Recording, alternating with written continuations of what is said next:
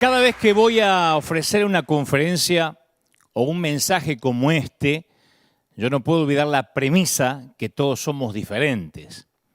Si tienes hijos, sabes que pueden ser los mismos padres, los mismos genes, la misma familia, el mismo entorno, pero todos tienen una constitución interna diferente, ¿no?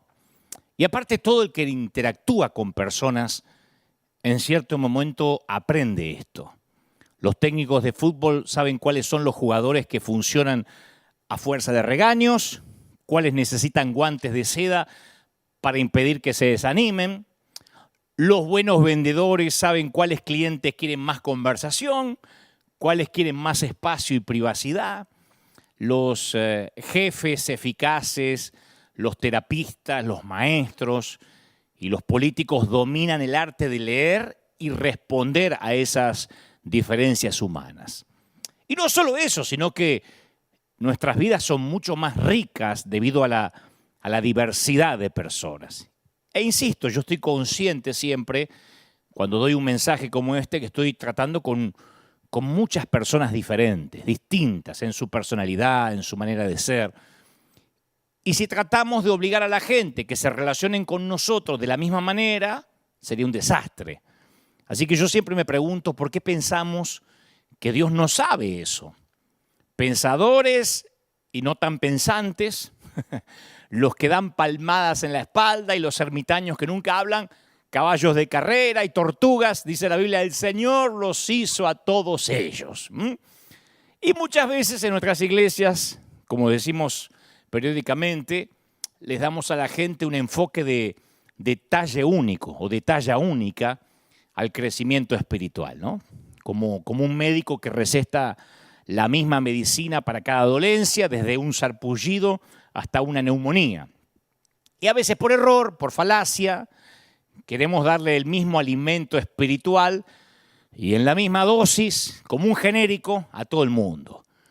Y aún si fuera la misma medicina, algunos toleran cápsulas, otros toleran jarabes, algunos prefieren inyecciones, hay de esa gente rara, que son formas diferentes de la misma medicina, ¿no? Pero debido a que Él nos hizo distintos, diferentes entre nosotros, no somos idénticos en la manera de alimentarnos espiritualmente o en la manera de relacionarnos con Dios. Y no tenemos que sentirnos culpables por eso, porque podemos relacionarnos con Dios de la manera en que fuimos diseñados, en la forma en que cada uno de nosotros fuimos cableados, mentalmente, interiormente. Quizá eres de los que se relacionan con el Señor desde la mente. Yo siempre estoy consciente que hay muchos en nuestras congregaciones que se relacionan con Dios desde su parte intelectual. Si eres de esos, te fascina estudiar la Biblia. La palabra teología te produce el mismo impacto que la palabra rosquilla de Homero Simpson, ¿no? Te corre un hilo de baba por acá cuando escuchas teología. Nadie quiere acompañarte a una librería porque una vez que entras saben que te vas a quedar a vivir ahí. Cuando vas a la iglesia te aguantas el tiempo que dura la música hasta que empieza el sermón. La música no es importante, lo que quieres es el mensaje porque amas la Biblia. Y eres de los que preguntan, ¿qué? ¿Todavía no predicó? Que aparecen también ahí en YouTube. ¿Qué? ¿Cuándo va a predicar? No importa lo que estemos pasando, misión graneros en Egipto, en Burkina Faso. ¿Qué? ¿Cuándo predica? Hay gente que lo que necesita para relacionarse con Dios es la palabra, ¿no? Te frustra, incluso si eres de esos, ver cómo cierta gente se congrega por años y parece que todavía no entiende nada o hace un culto de su propia ignorancia. Y si eres de esas personas más intelectuales, cuando te enfrentas con una crisis o un reto personal, tiendes a ponerte en modo analítico, en tratar de solucionar los problemas. Moisés dijo en el mandamiento central de la ley que el pueblo de Dios debía amarlo con todo su corazón, con toda su alma y con todas sus fuerzas. Y cuando Jesús citó esa afirmación, le añadió una frase Jesús dijo, con todo tu corazón amarás a Dios, con todo tu ser, con todas tus fuerzas y con toda tu mente. Así que si eres de los que les gusta pensar, yo estoy convencido que estás muy agradecido por esa añadidura de Jesús. Qué bueno, qué menos mal que Jesús le agregó la mente, porque a mí me encanta pensar, analizar todo. Hay gente así, ¿no?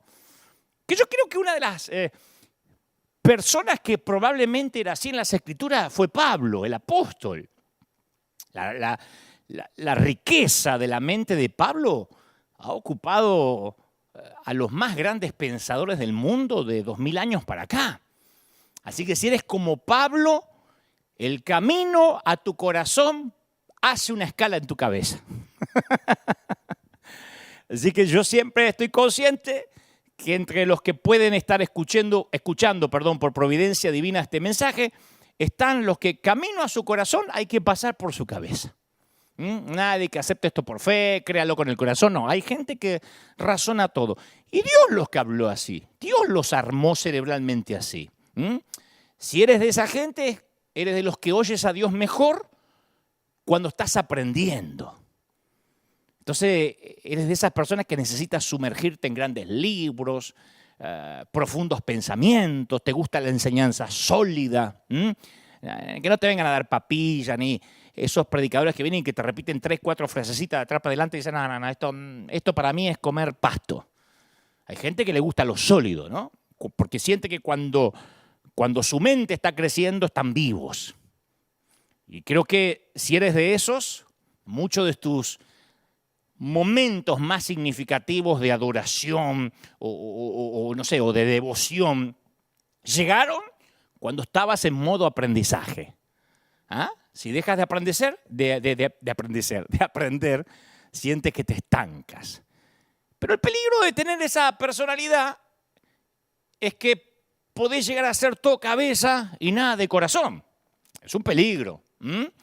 Lo más difícil en la vida es tener razón y no subestimar a los que no la tienen. Muy pocos disfrutan sentarse en la clase al lado del que siempre tiene razón. Y cuando vemos la vida de Jesús, una de las cosas que más asombraba de él es que él siempre tenía razón y no vemos que nunca lastimó a nadie. Nunca lastimó a nadie con su superioridad mental, ¿no? Entonces ese es uno de los peligros. Está bueno que todo te pase por la cabeza, que el camino a tu corazón pase por la mente, pero la palabra dice que el conocimiento envanece, mientras que el amor edifica. Eso lo puso Pablo, lo escribió Pablo. Que aparte Pablo estaba en buena posición de saberlo. No es que hablaba celoso porque era un ignorante, un neófito. Él también, todo tenía que pasar por su cabeza. Sin embargo, dijo, mucho conocimiento envanece. El amor es el que edifica. Así que es bueno asegurarte que tu crecimiento no está necesariamente en el conocimiento, ¿no? Sino que lo que tiene que crecer también es el amor. Porque si el saber más logra que vivas condenando a los que saben menos, el saber más no te sirvió de nada. El legalista no empieza siendo legalista. El religioso no nace siendo religioso. Un día empieza a crecer su cabeza, sabe un montón, hasta que juzga a los que no saben lo que él sabe. Y cuando el amor se va achicando, la sabiduría no tiene sentido. El saber no sirvió de nada porque no creció tu corazón. Capaz que no eres de los que para llegar a su corazón hay que pasar por la cabeza. Capaz que eres de ese grupo de los relacionales, esos que aman la coinonía, ¿no? La declaración de Jesús de que donde 2 o 3 se reúnen en mi nombre, allí estoy en medio de ellos, te encanta, porque si eres de esas personas que le gusta estar con gente, dices, sí, a mí me encanta que estar con 2, con 3, con 1000, con 10.000, y posiblemente seas de esos que buscan iglesias en las que puedes acceder al número telefónico de toda la congregación, incluyendo el del pastor, para llamar a cualquier hora y decir, bueno, somos 40 miembros y tengo los 40 números telefónicos, ¿no? Y amas los grupos de WhatsApp. Si eres relacional, amas. No puedes vivir sin el ping, ping, ping, ping. Y estás en el grupo de padres, y estás en el grupo de los solteros, y estás en el grupo de los casados, el grupo de los viudos por si en viuda, estás en el grupo de los suegros, y estás en el grupo de los proyectos. Te encanta porque amas la gente. Ama los grupos pequeños. Hay gente que va a la iglesia por los ministerios que hay durante la semana, no por el servicio del domingo. Y son gente que no puede estar sola. Siempre necesita gente alrededor. Y yo cuando predico un mensaje sé que también le hablo a esa gente, ¿no? Esos que creen que estar a sola con Dios les suena a mandarín básico. ¿Qué es estar a sola con Dios? Porque si eres de esa gente, la manera en que Dios te habla siempre es por otras personas. En el medio del bullicio es cuando Dios te habla. Yo pienso que Pedro haya sido así tal vez. Porque Pedro llegó a Jesús con otros. Fue parte del círculo íntimo del maestro, pero junto con Jacobo y Juan, no solo. Y después de la crucifixión, fue él el que reunió a los discípulos para ir a pescar. Él siempre, aún para ir a pescar, aún para frustrarse, necesitaba compañía. Entonces, capaz que eres de la gente que puede crecer, servir, orar, pero siempre en un contexto relacional. Necesita gente. Si no tienes gente que te haga porra y te haga y te haga la ola, no vives. Entonces, y no te estoy criticando, hay gente que es así. Yo la admiro. Oyes a Dios en una conversación, nunca en un libro, ¿no? Hablando con la gente, Dios te habla. Y es verdad. También tiene un peligro esta personalidad y es terminar siendo adicto a la opinión ajena. Depender de la opinión de los demás. Depender siempre de otros, ¿no? Y como lamentablemente vos sabés que los carnales están distribuidos estratégicamente por el mundo, de modo que te encuentres 2 a 3 al día, es probable que vivas confundido. Porque si te dejas llevar por lo que dice la gente, te vas a encontrar con mucha gente espiritual, pero también con esos 3, 4 carnales que uno se encuentra por día, y si todo lo que la gente te dice crees que es de Dios, vas a vivir confundido. Pero bueno, así como hay gente que todo le pasa por la mente, hay gente que todo le pasa por lo relacional. Puede que no sea ninguno de los dos. Puede que seas de aquellos que se relacionan con Dios a partir del servicio, que son los que más abundan, ¿eh? El comentario de Jesús de que todo lo que hacen por mis pequeñitos, por mis hermanos, aún por el más chiquito, lo hicieron por mí, es una verdad que sientes visceralmente, si es que te relacionas con el servicio. Y si eres de esto, te vas a sentir incómodo en un escenario donde no tienes un papel para desempeñar. Necesitas algo para hacer. Pero si puedes hacer algo en una iglesia, ya sea acomodar las sillas, preparar el café, ayudar a decorar, cantar, mover los instrumentos, ahí sientes que le estás agradando a Dios, que te estás comunicando con Él. Y los que tienen esa personalidad, si asisten a una iglesia, pero no tienen un lugar para servir, ya Dios les empieza a parecer distante. Es la gente que dice, no, la iglesia esa que fui está linda, pero es muy grande, yo ahí no puedo servir. Y si yo no sirvo, siento que me seco. Entonces, si eres de eso, necesitas conectarte con una iglesia en donde tengas oportunidades significativas de servicio. ¿Me explico?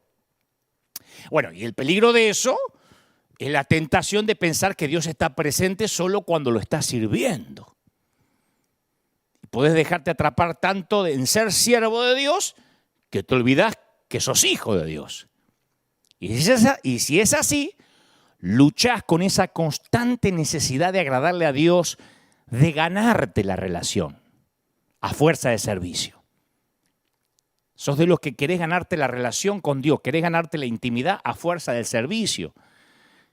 Y cuando te dejás engañar por la mentira de que Dios se complace con vos cuando estás haciendo algo por Él, en lugar de simplemente estar con Él, corres el peligro de convertir el servir a Dios en un ídolo. De eso te puedo dar cátedra yo. Gracias a Dios estoy saliendo. Soy un adicto en el servicio en recuperación, además de un legalista en recuperación.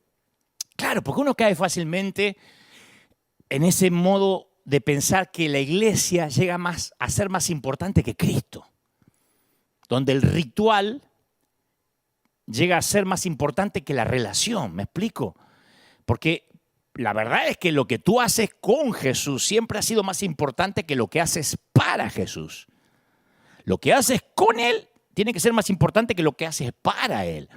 Y otro peligro es que siempre está la tentación de resentirte contra los otros que no están sirviendo como vos. Ese es un peligro. Yo no entiendo cómo la gente no ama servir a Dios como sirvo yo. Uno empieza a juzgar al que a lo mejor no es que sea vago y no quiere servir, es distinto. Tiene otra estructura emocional para relacionarse con Dios. O puede que seas del tipo adorador, ninguno de los tres primeros. Y los momentos que sientes que Dios te habla es durante los tiempos de adoración. Si eres uno de esos, cuando adoras en la iglesia quisieras que la reunión durara horas. ¡Ay, qué lindo! Cantamos 74 canciones, te encanta. Viste que los intelectuales mientras miran el reloj diciendo, bueno, ¿cuándo empieza el mensaje? Ya está, con el cantito. Y vos estás diciendo, ay, ojalá que repitan el canto 100 veces más. No pido mucho, 100 veces más. Porque de alguna manera, cuando estás adorando, sientes que estás más cerca de Dios que nunca. A mí se me ocurre que el rey David, probablemente se me ocurre, tenía esta personalidad. Viste que David compuso salmos, poesías para Dios. Y en una ocasión hasta danzó delante del Señor con tanta exuberancia que se quedó en calzones en el proceso. Algo que es probable que no quieras imitar. Mejor que no lo imites, ¿no? Por lo menos estamos en público. Pero si eres de estos y tienes auto, seguro que tu santuario rodante es el auto. Lo tienes lleno de música y apenas subes ya está la adoración. Cantas los gritos, adoras mientras conduces, ¿no? Bueno, pero es así como te conectas con Dios. La ducha es tu lugar santísimo, ahí tienes las visiones, ahí Dios te habla. El tema es que no juzgues a los que no son tan expresivos en la adoración, porque algunos, o en la alabanza, porque algunos vienen de tradiciones en donde nadie alza un dedo, ni mucho menos una mano durante la adoración. Yo conozco congregaciones enteras así, y no es que no van a ser salvos o tengan falsa doctrina. No, es otra estructura emocional. No todo el mundo danza o tiene la lágrima fácil. Algunos somos hijos de alemanes. No nos acordamos cuando fue la última vez que lloramos, ¿no? Pero cuídate de esa espiritualidad basada en la experiencia que siempre está esperando la próxima chiripiorca espiritual.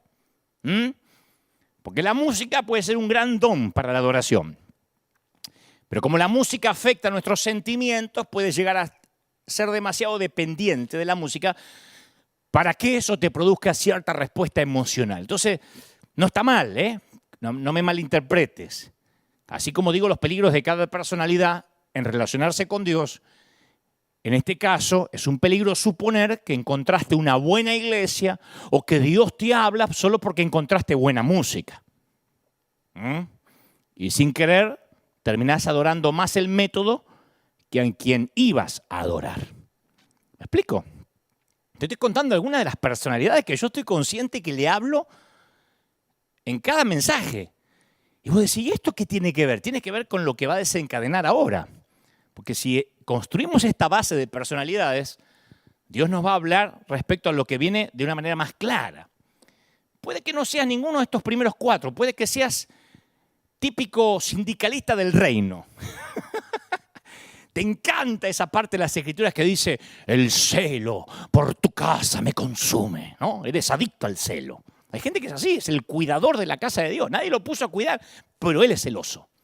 Y cuando escuchas una injusticia, capaz que otros de la iglesia sacuden la cabeza diciendo, y bueno, ¿qué se le va a hacer? No, a vos te sale la acción.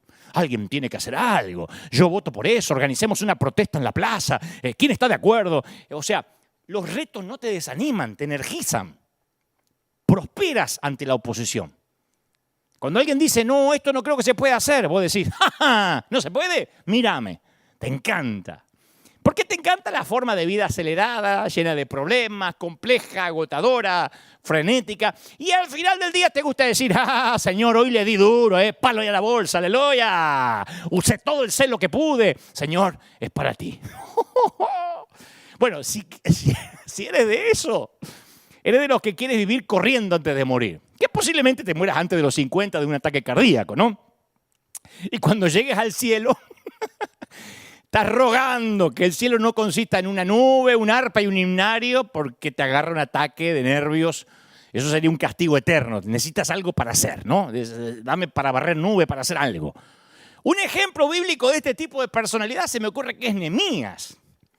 Porque cuando Nehemías oye que su amada Jerusalén está en ruinas, se altera, quiere actuar y eleva un ejemplo clásico de la oración yo le llamo sindicalista en el mejor sentido, activista, ¿no?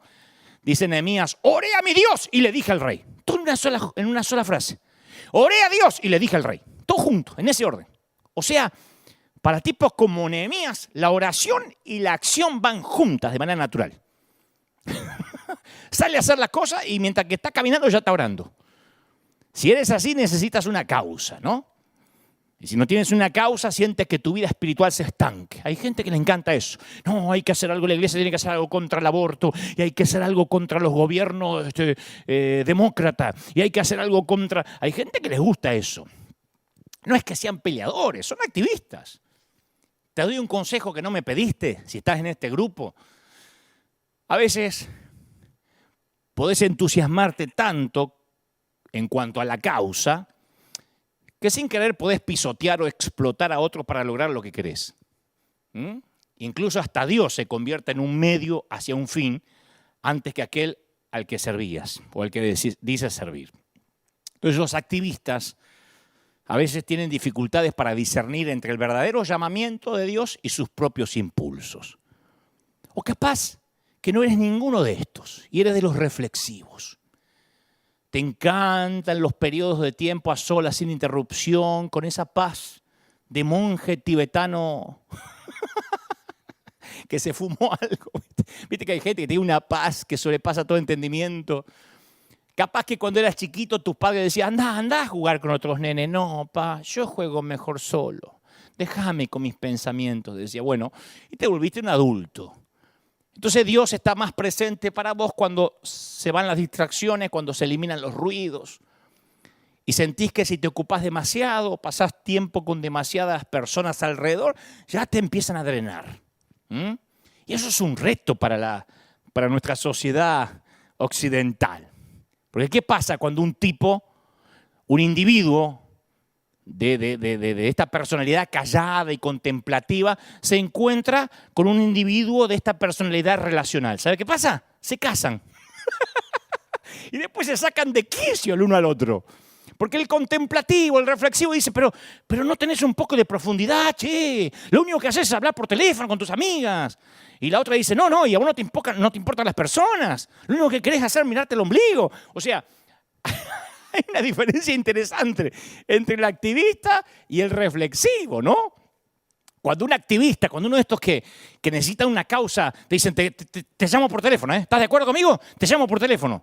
Te llama al minuto, te despediste y te está llamando 70 veces hasta que lo atienda y te deja 18 mensajes grabados. Es la versión, no voy a parar hasta hervirte el conejo. Para los que no saben, esto lo entienden los cinéfilos que en los 80 vieron Atracción Fatal con Michael Douglas y Glenn Close, ¿no? Te voy a hervir el conejo, no paro. Cuando un reflexivo te dice, te llamo. Puede ser, te llamo algún día antes de morir, aunque seguro que cambio el número antes para que no me ubique nadie, porque me entró la paz. Yo creo que el apóstol Juan era así. Era el discípulo al que Jesús amaba. Capaz que fue así, ¿no? Se acostumbró tanto a sentir los latidos del corazón del Señor que necesitaba tiempos a solas regulares. Por eso terminó en Patmos. Fue el tipo ideal para que Dios le revelara el Apocalipsis, porque el tipo dijo, estoy solo. Acá no hay teléfono, no hay WhatsApp. Dame un papel que te escribo el Apocalipsis. No tenía distracciones. Yo siento que hay gente que si no tiene ese momento de reflexión no se conecta con Dios y se le arruina el resto del día. Y hasta necesitas hacer un esfuerzo en cuanto a las relaciones, ¿no? Para poder conectarte con el mundo externo. Ahora, convengamos que solo estoy mencionando algunas personalidades. Y yo estoy seguro que mientras que estoy hablando decís, sí, yo soy ese, no, me parece que soy ese. O no, yo tengo un poquito de este y del otro, porque puede ser que tengamos un poco de todos, ¿no? Pero uno de los secretos es evitar la tentación de envidiar la manera de relacionarse con Dios de algún otro. Somos distintos. Por eso yo decía hace un ratito, la iglesia cometió el error de dar una medicina genérica y diciendo, hermano, o saltan todos o no salta nadie. ¿Qué le pasa? Cambie la cara, alabe al Señor. Hay gente que no le gusta. Hay gente que no le gusta saltar. Y no es que sea más carnal necesariamente. ¿Qué pasa que no llora usted durante la adoración? Hay gente que no se le cae una lágrima ni aunque le pise el callo. Y hay gente que llora por todo. Que le decís, Dios te bendiga, buenos días. Y ya está llorando. Entonces no podemos pensar que todos son iguales y lo que es peor, envidiar cómo el otro se relaciona con Dios.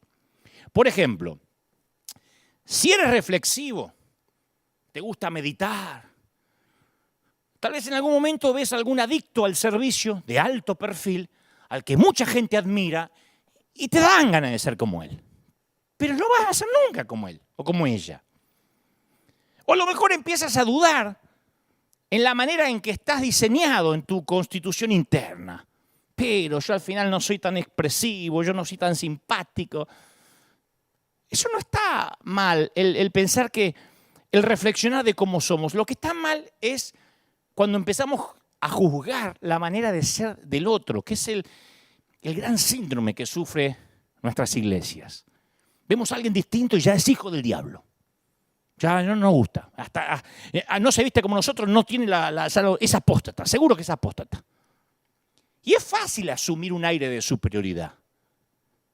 Cuando uno tiene una personalidad y no entiende la personalidad del otro, pensamos que el otro no se puede relacionar así con Dios. Como me dicen a mí, Dios no te puede usar haciendo chistes, porque Dios es un Dios serio. Es el Dios que vos conocés. Pero también estaría mal decir, ¿pero cómo? ¿Cómo conocí un predicador que no hace chiste? Porque no es su personalidad. Hay gente que dice, ¿cómo puede ser que fulano no venga a servir a los 18 cultos que tenemos el domingo? Yo serví en los 18, vine a las 5 de la mañana y me fui a las 3 de la madrugada del otro día. Y hay gente que no. Pero ¿cómo puede ser que la fulana esta no venga a orar a las 4 de la madrugada si es tan lindo orar a esa hora? Hay gente que no puede.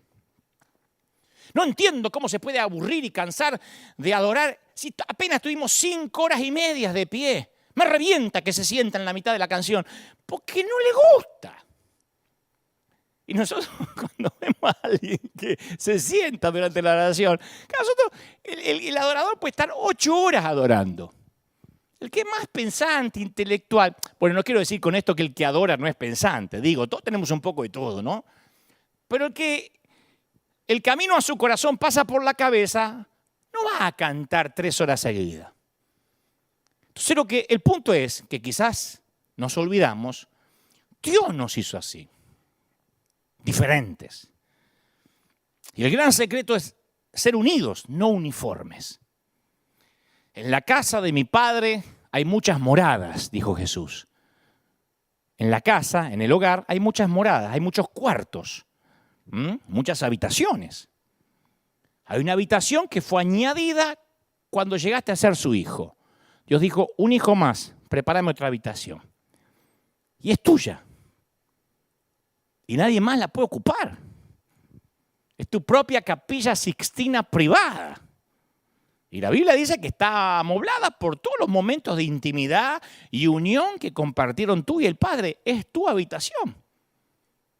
Somos distintos. En todo el coro cósmico, nadie puede entonar tu melodía.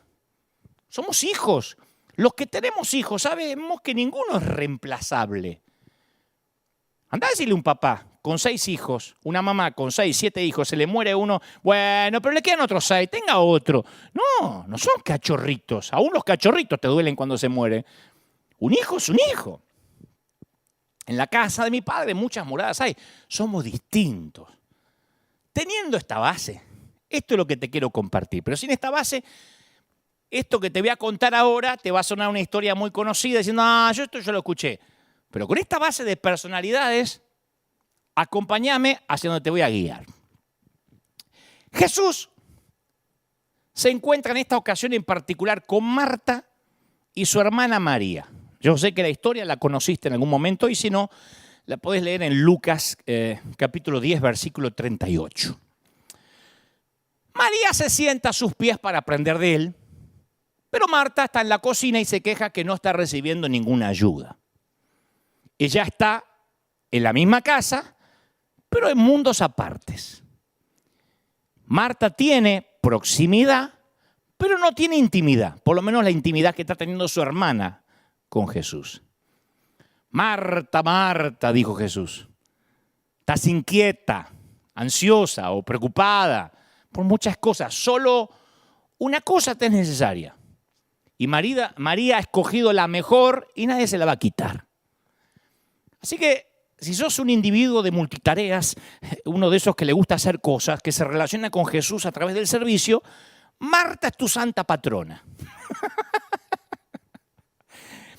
Lo que ella está haciendo en el relato, tratando de alistar la comida, está poniendo los huevos en el fuego, está haciendo a la vez unas milanesas, hace unas pastas por si a Jesús no le gusta milanesa, y después prepara un asado argentino que eso le gusta a Jesús y a todo el mundo, limpia la casa, y le dice a los otros lo que tienen que hacer. Si la ves así, te identificás, vos decís, sí, pero es así como se debe vivir la vida, ¿o no? Bueno, si eres del tipo de personalidad de Marta, ahora mismo estás mirando este mensaje, pero mientras tanto estás revisando los mensajes del celular, estás leyendo los comentarios de YouTube, peleando con alguien en YouTube, che, dejen de escribir, escuchen el mensaje. O sea, puedes hacer muchas cosas. Y lo más probable es que estés mirando este mensaje mientras estás tomando un café, mientras preparas de comer, hablas con los chicos, sacas el perro y decís, ves que yo puedo hacer muchas cosas a la vez y Dios me habla.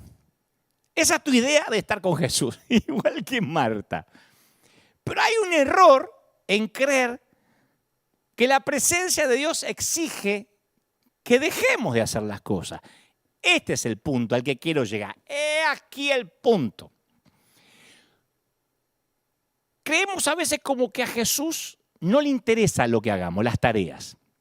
Yo escuché predicar sobre Marta y María muchos años. Y hasta escuché a algún predicador decir que es mejor sentarse de manera tranquila en la sala que trabajar en la intensidad de la cocina. Hay que ser como María y no como Marta. Claro, y cuando estos mensajes llegan a la iglesia, ¿quién quiere ser como María? Pase al altar. Los que son como María, los reflexivos, los que pueden adorar 7 horas y media y no se aburren, los que ponen a Jesús Adrián Romero y después pasan por Marco Barriento y después por Gilson y se les fue el día. Los que son como María se alegran y dicen, tomá, esto va para la carnaza de Marta, tomá para vos. El Dios le habló a aquel, porque no es reflexivo como yo, porque no es adorador como yo. Pero hay un problema con esto. Porque yo voy a toda la Biblia y me encuentro que Jesús en muchas partes dice mucho en cuanto a qué hay que hacer. Jesús ofrece muchos relatos de obreros. Voy a la historia de Jesús y el que se esfuerza recibe el elogio, mientras que el calmado y el pasivo se le llama siervo malo y perezoso. ¿Me seguís? En otro relato, un padre le dice a 2 de sus hijos, vayan a trabajar hoy al viñedo. Y resulta que el hijo, bohemio, medio jipón que tenía ahí, que dijo, no, yo no quiero trabajar. Trabajar es hacer. Yo prefiero ser, papá. Le fue malísimamente la historia. No es que Jesús dijo, uy, qué bueno lo tuyo, papi, qué buena onda. No. Jesús dijo de sí mismo, mi comida es hacer la voluntad del que me envió y que termine su obra. Nos dice que pidamos en oración al Señor de la cosecha que envíe obreros al campo.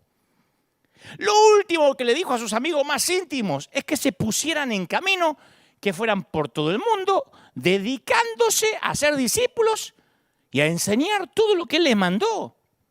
Ahora, si el relato de Marta y María intentara mostrar que solo el tipo de personalidad de María experimenta la plena presencia de Jesús, que es mejor sentarse en silencio en la sala de estar que estar atareada en la cocina, entonces, ¿por qué Jesús y sus seguidores están tan atareados en los evangelios?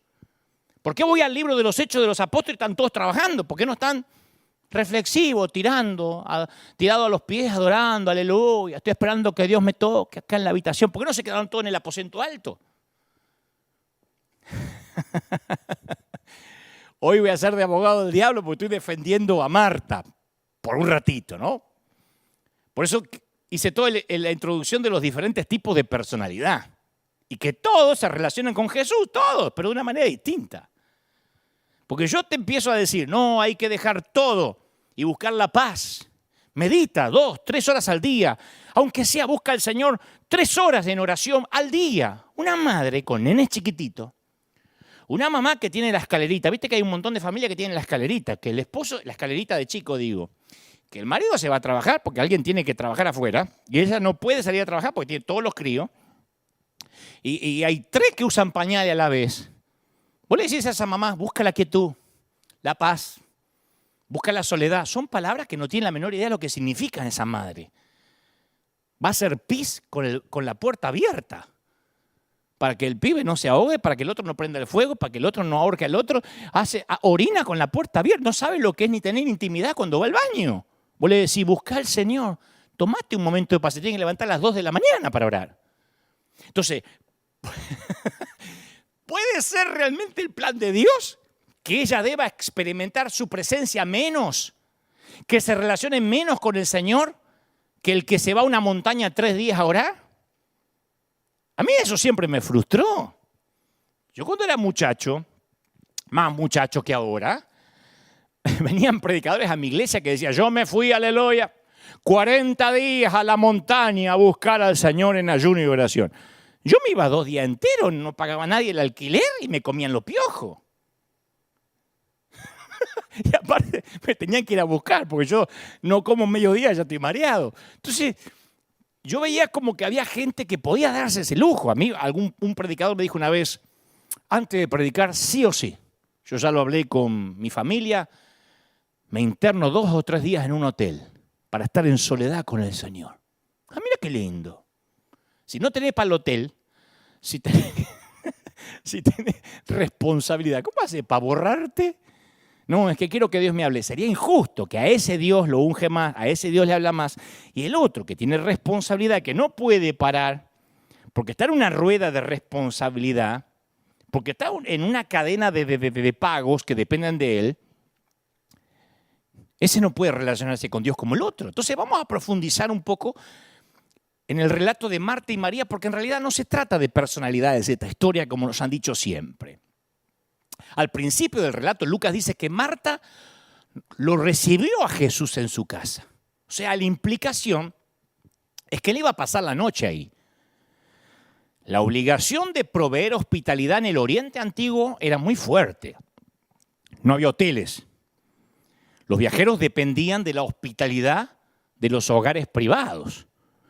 Entonces, de modo increíble, Jesús está dispuesto a que se le reciba en un hogar en el cual la jefa de la familia es una mujer soltera, Marta. La familia incluye a su hermana soltera, María. Nosotros solemos saltarnos estos detalles, pero eso era chocante para cualquier lector del primer siglo. De hecho, esta es una conducta sin precedente para un rabino en esos días. No porque iba a ocurrir algo malo en ese hogar, pero esta conducta se complica por el relato de Lucas de lo que María está haciendo. Ella está sentada a los pies del Señor. No solo Jesús se fue a la casa de una dama soltera con una hermana soltera, sino que una de esas chicas está sentada a los pies de Jesús. Y esto no es solo una descripción de su ubicación en el cuarto, como diciendo, y estaba en el sillón, arriba en el almohadón. No.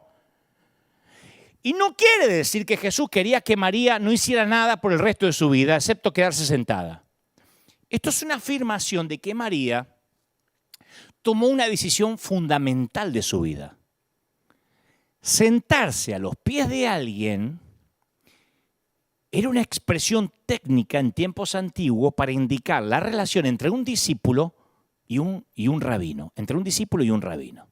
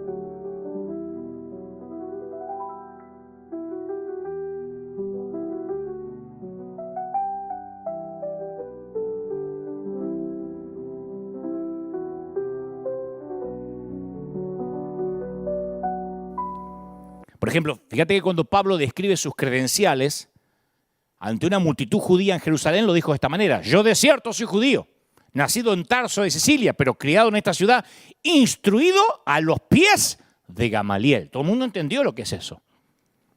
A los pies de Gamaliel significó: yo fui discípulo de Gamaliel, yo estaba a sus pies. Hacer de alguien el rabino de uno era en esencia una decisión de estar siempre con él. El discípulo era alguien que había escogido estar con su rabino todo el tiempo que fuera posible a fin de aprender todo lo que pudiera aprender de él. Y te digo más, en tiempos antiguos, los discípulos trataban de estar con sus rabinos en todas partes y no solamente durante los tiempos formales de enseñanza.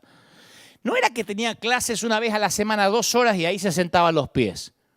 No, los discípulos querían ver cómo el rabino manejaba su dinero personal, cómo el rabino reaccionaba si una mujer trataba de entablar conversación con él. Competían entre sí los discípulos para estar con el rabino cuando preparaba sus comidas, a ver qué comía. O sea, eran piojos, garrapatas los discípulos. Estaban ahí cuando hacían sus quehaceres, incluso cuando iban al baño. Esto te lo cuentan los judíos tradicionales. Cuando iban al baño, estaban ahí. Cerraban la puerta, pues estaban del otro lado. Pues sí, pero qué feo, ni ahí. Y porque se preocupaban que tal vez en el baño elevara una oración que nunca habían oído. Escucharían otro ruido, otra cosa. No creo que escuchen una oración, pero bueno, ahí estaban los tipos. A ver si aprendían algo. A ver si me pierdo una lección porque el tipo está teñido de vientre dentro del baño. De hecho, hay un antiguo fragmento de instrucción que dice, es magnífico, escuchá, que tu casa sea un sitio de reunión para los sabios y siéntate en el mismo polvo de sus pies y bebe con sed sus palabras. O sea que los judíos del primer siglo tenían esta bendición ancestral que expresa la hermosura, la consagración del discípulo para estar en la presencia de aquel que seguía. Y hay una bendición que dice que siempre te cubra el polvo de tu rabino. ¿Viste cómo ahora decimos, che, que te vaya bien, pasala lindo, Dios te bendiga? Bueno, esta era la bendición de los judíos, que siempre te cubra el polvo de tu rabino. ¿Qué significa? Que lo sigas tan de cerca que el polvo que levante sus pies cubra tu ropa y te manche la cara. Cuando un tipo camina así en el polvo, tenés que estar muy cerca para que el polvo tragues polvo, para que vayas detrás, de modo que te manche la ropa y te salpique la cara. Lo que importaba no era tanto la actividad que estuvieran haciendo. Lo que importaba era estar con su rabino, sea lo que fuera que estuviera pasando. Toda actividad era una oportunidad para aprender del rabino, sobre cómo ser como el rabino. Entonces yo puedo estar sentado a los pies de Jesús cuando estoy arrodillado en oración, cuando estoy negociando un contrato, preparando el almuerzo de mis hijos, viendo una película, lavando todos los platos. Yo puedo estar sentado a los pies de Jesús siendo María o siendo Marta. Todo lo que requiere es que yo le pida que sea mi maestro y compañero en todo momento. El error de Marta no fue meterse en la cocina. El error de Marta fue no meter a Jesús en la cocina. Jesús nos invita a definir la relación con Él, que seamos sus discípulos polvorientos, que Él sea nuestro maestro durante el camino, durante la vida diaria, durante la vida común. Él no nos pide necesariamente que nos vayamos a una montaña y ayunemos 40 días para ser más ungidos. Él pide que en la vida real, en el tránsito, renegando con los chicos, aguantando a la suegra, estés aprendiendo del rabino. Seas un discípulo polvoriento. Cuando pensamos en Jesús y en su discipulado, hay un montón de cosas que sucedían en la vida diaria. No solo cuando tocame la música, Pedro, que vamos a dar el sermón del monte, empieza el servicio. No. Jesús iba a la casa de un oficial importante, acordate, Jairo, para sanar a la hija enferma, y una mujer en el camino, con hemorragia, tocó su manto y fue sanada. Algo milagroso sucedió en el camino entre los puntos A y B, durante. 10 leprosos necesitaban sanidad. Cuando Jesús los vio, dijo, vayan y preséntense ante el sacerdote. Y mientras los tipos iban al sacerdote, los leprosos fueron sanados. Un milagro sucedió en el camino, entre los puntos A y B. Jesús viajaba de Galilea a Jerusalén y se detuvo en un pueblito llamado Sicar, en la región de Samaria. En el camino, dice las Escrituras, Jesús conoció a una mujer mientras descansaba junto a un pozo. No dijo, mañana tenemos el servicio del pozo junto a una mujer. Eso pasó durante el camino. Algo milagroso pasó entre los puntos A y B. O sea, ¿me explico? Lo que creemos que es nuestro objetivo, capaz que es diferente al objetivo de Dios.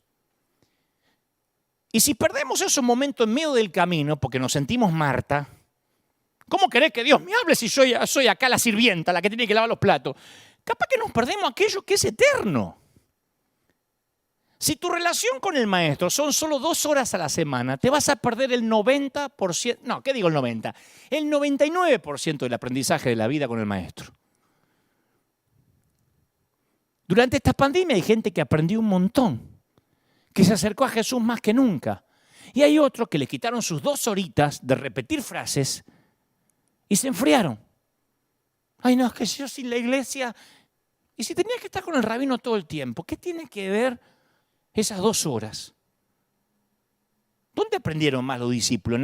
¿Durante el sermón del monte o caminando con él en el camino? 3 años con el maestro. Yo le conté a nuestra congregación una vez que tenía que ir a predicar a cierto país, ¿no? No me gusta mucho viajar, pero he viajado. Hace 30 años que viajo, pero no me gusta. Disfruté mucho el año pasado que no tuve que viajar. Pero tenía que ir a un país y no tenía ganas de viajar. Sentí una cosa de no, y ya estaba comprometido, había dado la fecha. Finalmente volé, muy a pesar mío, y vi que no me había equivocado porque tal como había temido, el sonido, la organización, todo el evento resultó un fiasco. O sea, cuando te das cuenta de que no tenía que haber venido, pero no porque soy exquisito o picky, sino porque realmente no se escuchaba, estaba mal organizado. Cuando llegás y te dicen, perdón, pero nos faltó tiempo para anunciarlo y la verdad que no nos apoyaron.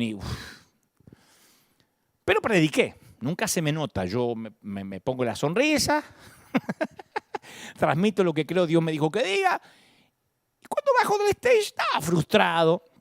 Y un muchacho me sigue hasta el automóvil que me llevaba al hotel y me dice, ¿puedo hablar con vos? Son 2 minutos. Le digo, mira, yo me voy ya a descansar, porque no, son 2 minutos. Y tenía tanta insistencia, tenía algo bajo el brazo. Me dijo, aparte quiero darte algo. Me terminó diciendo que yo era como su padre o su hermano mayor, que su papá lo había abandonado, y que solo los mensajes transmitidos por este servidor lo habían mantenido con ganas de vivir, entre otras cosas muy bonitas, ¿no? Porque al final fueron más de 2 minutos. Pero me contó su historia, me preguntó si podía asegurarle que no perdería su salvación. Y le digo, ¿pero por qué? Me dice, no, porque a veces pienso que si me tocaría partir con el Señor, le digo, pero sos joven, che. Me dice, sí, pero la salvación la perdería. Le digo, mira, no, porque nadie arrebata de su mano a los que son sus hijos. Le digo, vos ¿te arrepentiste de algo que hiciste? Me dice, no, mi vida está bien con el Señor, pero quería tener esa tranquilidad. Oramos juntos, me abrazó muy fuerte, nos despedimos, y antes de que yo me suba al auto, me dio un dibujo mío, un dibujo de mí, me hizo una caricatura que aún conservo, lo tengo en la oficina, ¿no? Subo al automóvil, me golpea la ventanilla otra vez, bajo y me dice, hey, ahora que hablé con vos, yo creo que me puedo morir mañana. Al día siguiente, y antes de subirme al avión, me dijeron que ese muchacho había tenido un accidente automovilístico esa misma noche y había fallecido al instante. Y yo me quedé choqueado porque no era el servicio ni el congreso al cual me habían invitado lo que Dios tenía en mente cuando viajé. Era una cita divina para que yo hablara con ese muchacho. Algo pasó entre los puntos A y B, algo eterno. Y fue bueno saber que puedo estar a los pies de Jesús, aún cuando estoy en el lugar equivocado. Aún cuando estoy frustrado. ¿Pero por qué vine acá? Aún en el camino. Aún cuando estoy frustrado y atareado como Marta, puede que esté haciendo la voluntad de Dios. Ahora, la decisión que tomó María estaba buena. Jesús dijo, solo una cosa es necesaria. Y esa cosa que María había escogido no se le iba a quitar. Ahora, ¿esa cosa qué era? No era que iba a pasar el resto de su vida tirada, como una vaga, dejando que Marta haga todo el trabajo. Esa cosa era estar con Jesús sin que importe lo demás que estaba ocurriendo alrededor. Entonces, te lo voy a poner así. La decisión que nos hace ser discípulos es escoger estar siempre con Jesús. ¿Escogiste alguna vez esa cosa necesaria en tu vida? ¿Cuál es esa cosa que te falta? ¿Vos recordás la historia del joven rico? Se acercó y le dijo, Jesús, ¿qué tengo que hacer para heredar la vida eterna? Y Jesús le dice, obedece los mandamientos. Y el pibe repasa los mandamientos mentalmente, dice, el primero lo cumplo, el segundo lo cumplo, el tercero lo cumplo, sí, cumplo todo. Y Jesús lo miró con amor y añadió, no, pero te falta una cosa. Vende todo lo que tienes, dáselo a los pobres, tendrás tesoro en el cielo y luego ven y sígueme. A mí me fascina esta historia por varias razones. Ante todo, dice con claridad que Jesús amó a este hombre. Hay gente que escribe, los ricos no van a entrar al cielo, más vale que entre un camello por el ojo de la aguja antes que un rico, hasta con cierto odio por aquel que le va bien, ¿no? O que tiene dinero, necesariamente pensamos que se vaya al infierno. Jesús lo amó. En segundo lugar, Cristo le ofrece la oportunidad de seguirle, que además de los discípulos no lo vas a encontrar en toda la Biblia que se le ofreció a nadie más. Tal vez este pudo haber sido el reemplazo de Judas. Nunca le ofreció a nadie que lo siga, excepto a este. A los demás le decía, no, el Hijo del Hombre no tiene de recortar la cabeza. No. Jesús es como que les complicaba seguirlo, pero a este lo llamó, le dijo, dale, te espero. ¿Cuánto tarda en vender todo, en dilapidar la fortuna? Y finalmente Jesús resumió todo el problema a una sola cosa que le faltaba al joven rico. No 2 cosas, no una docena de cosas, no 6 cosas, solo una cosa. Suele haber una sola cosa que nos impide seguir completamente a Jesús. Para este muchacho eran las posesiones materiales porque creía que la riqueza le daba seguridad. No podía dejarlas, incluso cuando Jesús le mostró específicamente que le faltaba esa sola cosa. El tipo, fíjate, podía cumplir 10 mandamientos, pero no podía cumplir un número 11. No estaba dispuesto a hacer la única cosa que le habría dado el enorme privilegio de caminar con Jesús. Y se alejó con tristeza. 10 mandamientos que no servían para nada, porque le faltaba una cosa. Esa cosa. Y si somos sinceros con nosotros mismos, todos sabemos cuál es esa sola cosa que nos falta. ¿Hubo algo que Dios sigue poniendo una y otra vez en tu corazón? ¿Y luchaste contra eso o lo ignoraste? ¿Qué te está diciendo Jesús sobre esa cosa que te falta? Y si solo es esa cosa lo que te impide sentir el polvo de tu rabino, si es una sola cosa. ¿Qué tal si te despertaras cada mañana y empezaras con esta oración? Hoy quisiera que me cubra el polvo de mi rabino, caminar tan cerca que se me meta el polvo en la cara y me ensucie la ropa, el polvo que levanta en sus pies. Tal vez digas, bueno, es que yo no reúno los requisitos, no sé. Y aquí hay otro detalle que pasamos por alto, que nadie del primer siglo se le hubiese pasado por alto, pero a nosotros sí.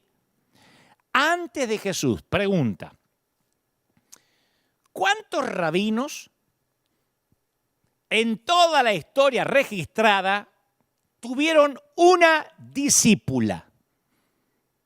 Ahora con la inclusión de género, ¿viste? Ay, sí, qué bueno, qué lástima que entre los 12 no había una mujer.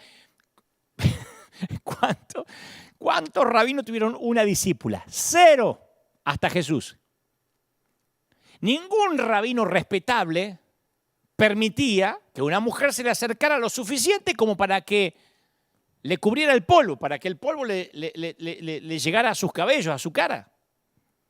Hasta ese momento Jesús, de modo escandaloso, puso la presencia de Dios a disposición de todo aquel que la quería, hombre o mujer, joven o viejo, ermitaño o ama de casa, campesino o rey, judío o griego.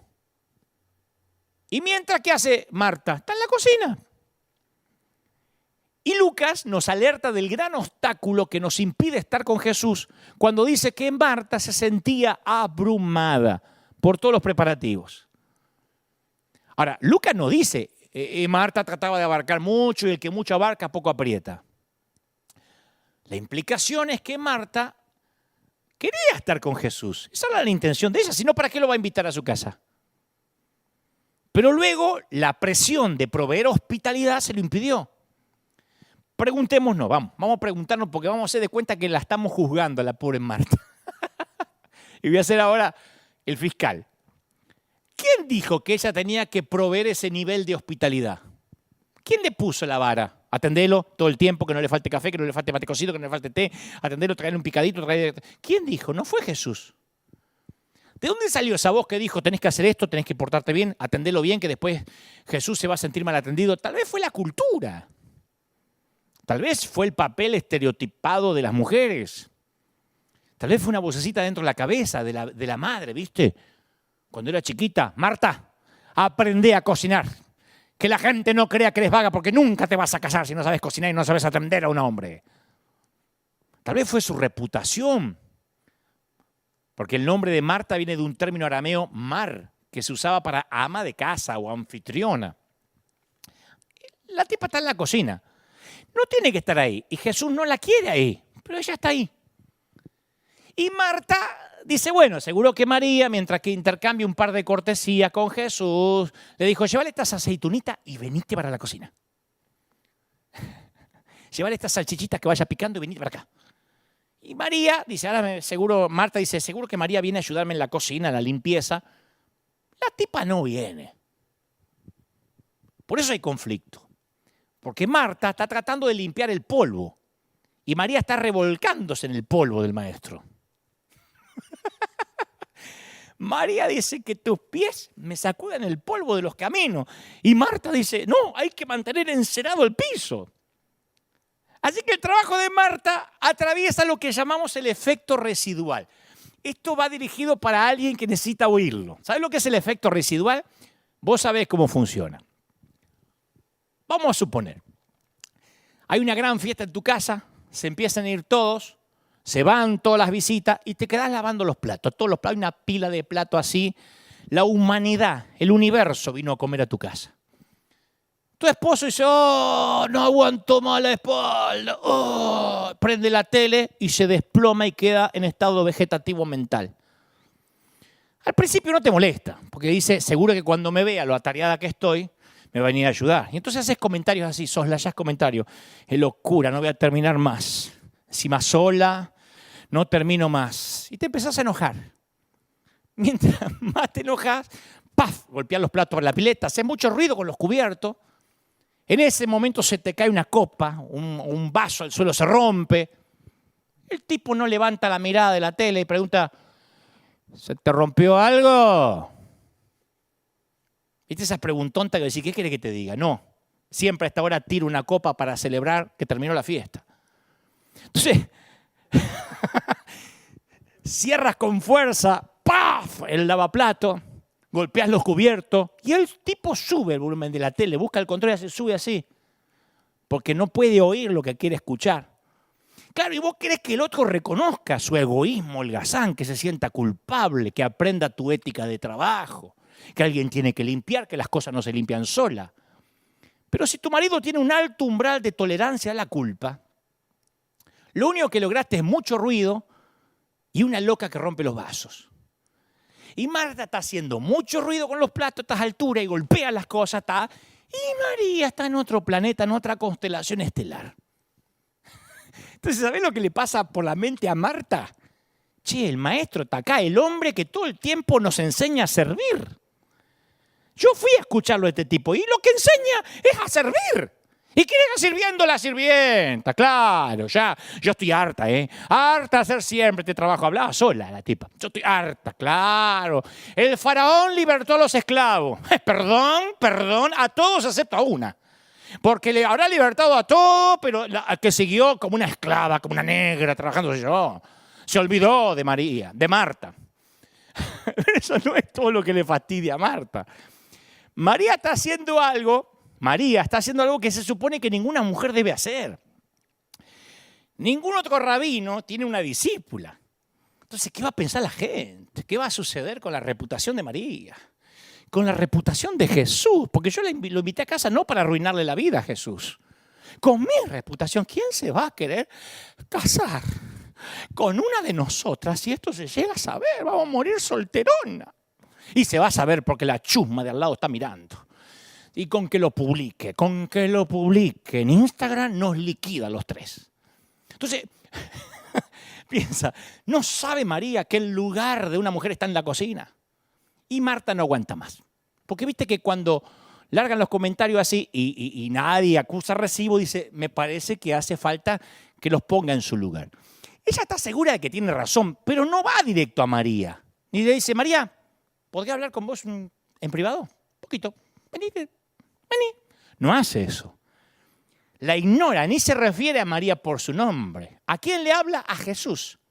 Señor, acá veo el mismo modus operandi que los discípulos le dijeron a Jesús, ¿no te importa que perecemos? Es una manera de decirle, nos estamos muriendo y te importa el recuerno. Jesús, ¿no te importa que mi hermana me dejó sirviendo sola? La acusación no es a la hermana, es a Jesús. ¿No te importa? Mucho creador, mucho sanador de leproso, pero decirle que me ayude, que mueva las nalgas. Y Marta no está solo criticando a María. No se siente feliz con Jesús. Dice, ¿para qué lo invité? Le aplica presión como diciendo, si eres tan compasivo, te cerciorarías de que otros por aquí hagan lo que tienen que hacer. Usa un poquito el discernimiento para darte cuenta quién trabaja acá y quién se rasca en esta casa. Jesús la mira y dice, me lo imagino a Jesús. Le dice, Marta. Cuando Jesús dice tu nombre 2 veces, estás fregado. El día que Jesús me diga, Dante. Viste que Jesús pocas veces dice el nombre 2 veces. Simón. Y lo que viene después nunca es agradable. Satanás me pidió zarandearte como a trigo. Y yo he orado por ti. Saulo, ¿por qué me persigues? Pocas veces nombra 2 veces. Marta. Y me imagino que Jesús dice su nombre con cierto afecto, ¿viste? Pero después la diagnostica con precisión quirúrgica. Le dice, solo una cosa te es necesaria. Ni la picadita, ni el asado, ni las milanesas, ni lavar los platos, una cosa. ¿Qué es esa cosa? La decisión de vivir de un modo continuo en mi presencia. De estar cubierta con el polvo del rabí. Estés acá o estés en la cocina. A veces sentarse a los pies de Jesús quiere decir que tenemos que dejar de hacer lo que hacemos y empezar a hacer alguna otra cosa. A lo mejor nos empujamos tanto al punto del agotamiento que Jesús quiere que confiemos en Él lo suficiente como para que nos echemos a dormir una siesta. Dormí, cabezón, dormí. ¿Qué vas a resolver sin dormir toda la noche? Decime cuándo la preocupación escribió un cheque. Decime cuándo la preocupación sanó a alguien. Uy, no tengo para pagar la renta, ya sé. Me preocupo toda la noche y a la mañana me aparece la plata. ¿Cuándo la preocupación resolvió un problema? Sin embargo, por regla general, no necesitamos cambiar de actividades para estar con Jesús. Lo que necesitamos es estar con Él todo el tiempo, aún en las preocupaciones, aunque estemos en la cocina. Marta se distrajo y no se sentó a los pies. No estaba haciendo cosas malas, Marta, no la demonicemos. No estaba rompiendo los 10 mandamientos, la tipa, chismeando con los vecinos. No estaba acostando en el sofá mirando la casa de las flores de Verónica Castro. Marta no estaba pecando, estaba trabajando. Solo que no estaba con Jesús. Otro dato que no es menor. Marta es una seguidora de Jesús. No estamos hablando de Herodes, de Poncio Pilato, de Judas, en el peor de los casos. Marta invitó a Jesús a la casa. No es una mujer desafiante, llena de odio, rebelde. Está distraída, preocupada, enfadada, como muchas personas que me están mirando ahora. ¿Crees que te defina Marta? La misma casa, diferentes cuartos. Está en la misma casa con Jesús, en otra habitación. Como tantos. Jesús le dice, María escogió lo mejor. ¿Qué te impide sentarte a los pies de Jesús y quedar cubierto con el polvo del rabí? Porque no es que uno escoge a propósito, me mantengo a la distancia de Jesús. ¿Quién dice eso? Es sutil. Tenemos buenas intenciones. Invitamos a Jesús a nuestras casas. Pero acabamos perdiendo su presencia, no porque lo rechacemos, sino porque nos dejamos abrumar por los preparativos de la vida. Nos distraemos. Diría un querido cantante, poeta argentino que ya falleció, Facundo Cabral, no estás deprimido, estás distraído. Misma casa, cuartos diferentes. Es todo. De alguna manera tenemos que perder ese miedo de que si nos preocupamos lo vamos a resolver. Si nos dejamos de preocupar, nos va a ir mal. Entonces nos preocupamos como si tuviéramos el control de algo y no hemos aprendido el arte de soltar. Mira, si con la pandemia, y esto desde los pastores para abajo, no aprendimos a soltar, espero que no venga un COVID-20, ni un COVID-23, ni un COVID-30 para que aprendamos. Y soltar no es pasividad, es sentarse a los pies de Jesús. No quiere decir esperar pasivamente. Quiere decir reconocer que Él está presente aquí y ahora y no controlamos el universo. Fíjate que no controlamos nada. Fíjate lo que pasó con el COVID. Nos metieron adentro en cuarentena y no podíamos salir al mercado. Fíjate que ni eso pudimos controlar. A veces yo suelo estar en la misma casa que Jesús, pero en otra habitación. Hay gente que viene acá a la arena, a la iglesia, en tiempos regulares, pero está en otra habitación, misma casa, distintos cuartos. Y en esas ocasiones a mí me pasa que me veo tentado a llevar conmigo todo el día el peso de la preocupación. ¿Y sabe cuál es el gran peligro?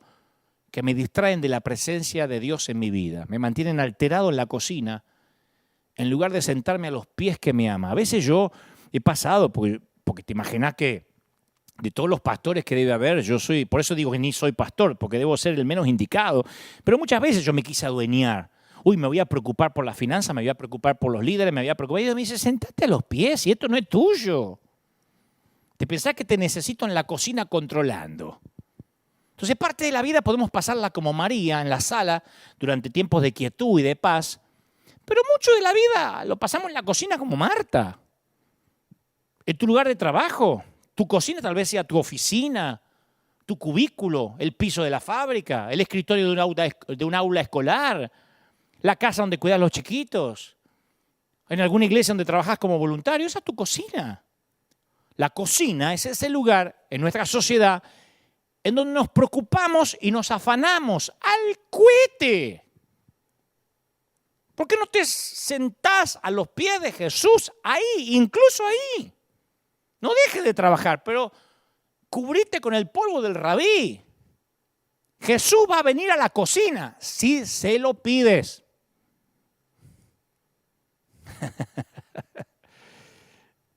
¿Cuál es la sola cosa que querés que cambie este año? Porque si podés cambiar una sola cosa en la vida y la cambiás por completo, entonces en una década el paisaje de tu vida se va a ver completamente diferente. Imagínate una cosa cambiada por año. Claro, en una década cambiaste 10 cosas, 10 disciplinas, 10 pasos más cerca de la persona que Dios quiere que seas.